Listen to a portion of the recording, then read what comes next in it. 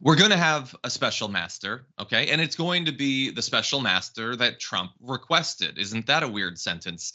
District Court Judge Aileen Cannon just yesterday denied the DOJ's request to exclude classified documents from the special master review and appointed Raymond Dearie, the man Trump's legal team had chosen, to oversee the review of those documents. So now Raymond Dearie, this ex-judge who apparently has a lot of experience, including in matters involving intelligence, will be charged with sifting through the records recovered from Trump's Mar-a-Lago residence, including the classified material the DOJ did not want him to have access to. So despite the fact that this is as classified material as anything can be and is very much in many cases on a need-to-know basis, this guy, who I don't think has that qualification and definitely doesn't need to know these things, will be sifting through all of those. So he will have access to these sorts of documents that previously you had to either be the president, one of his top aides, or a random person walking through the hallways of Mar-a-Lago to see. And by the way, the order will also continue to block the government from reviewing those materials for investigative purposes. And so that's going to drag out the actual investigation. So this guy is going to be looking at them rather than the DOJ as of right now. This is all pretty much lining up with what Trump and his team wanted, David. What do you think about this? I think it simply delays the inevitable. First of all, I hope Raymond Dearie, if he were to apply for national security clearance, would get it, that he's ironclad in terms of his responsibility, that he's somebody we could trust with the nation's most sensitive secrets, because now he's about to get them. And I hope there's no danger whatsoever that Raymond Dearie might have, I don't know, something that could convince him to sell these off or do whatever Donald Trump was thinking of doing. But inevitably, the Department of Justice is going to file, has already sort of filed an appeal on the judge's ruling. I think it's only a matter of time before this case finally sort of swings back towards the Department of Justice and that they can use these documents as part of the investigation, or that the Raymond Dearie actually sorts through them and figures out where things need to go. And again, I think the longer the Donald Trump team is successful in stretching this out, it may be good for them, it may be good for them in the short term, but I think it's terrible for Republicans in the long term, because again, it means this continues to be part of the news cycle and there's no resolution perhaps for a little while, but there's certainly going to be a resolution by early next year. Yeah, that's true. I mean, as of right now, it says that Dearie has until November 30th to complete his review of the materials. I don't know if that means that that's when his conclusions would come out, let alone that we would have access to them. It might take longer than that.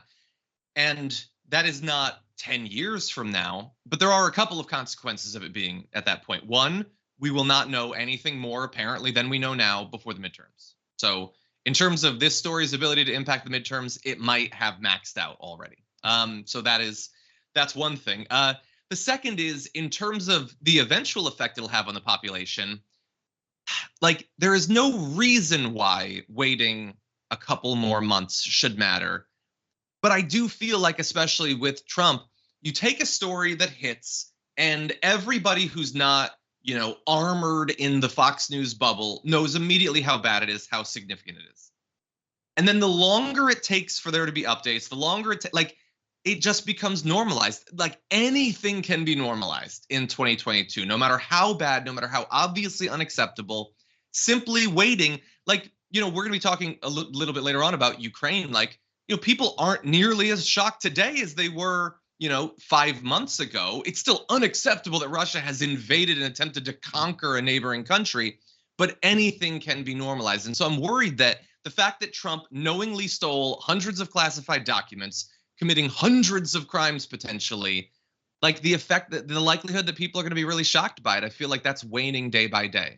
I'm going to disagree with you slightly, John, and that is, I do think people will be shocked because the drama, it continues to sort of build up. There's more anticipation. And so when the news finally does come, it's something that's sort of been bubbling out there. I think it'll be on more people's radar. And then also regarding the midterms, I have it from pretty good sources at the Department of Justice, people who used to work there. There was no intention that the DOJ had to do anything in terms of indictments before the midterms. Okay. So they were within that 60-day window. So even if they had the case, even if they had the obstruction of justice and the violation of the Espionage Act and mishandling classified information, they were going to hold that indictment until at least mid-November. Okay, now maybe it means because they don't get the documents until December or January, maybe it stretches out into the wintertime.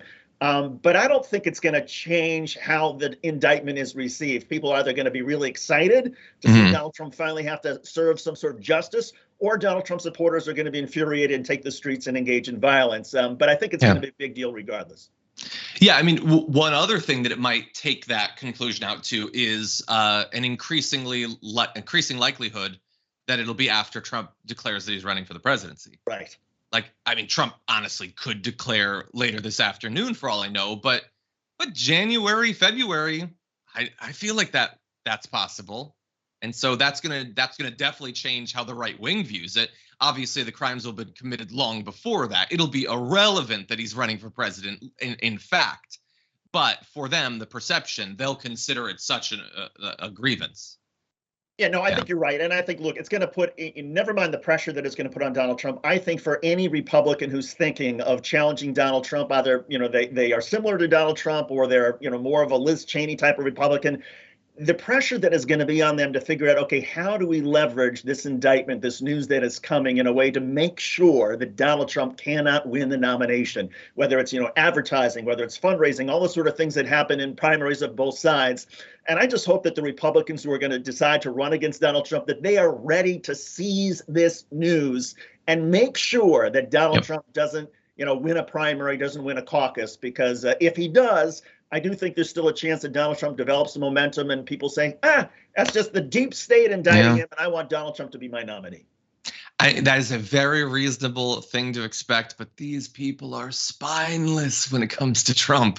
Right. It's possible. I'm sure DeSantis has a war room that is trying to figure out strategies, but we're going to have to see.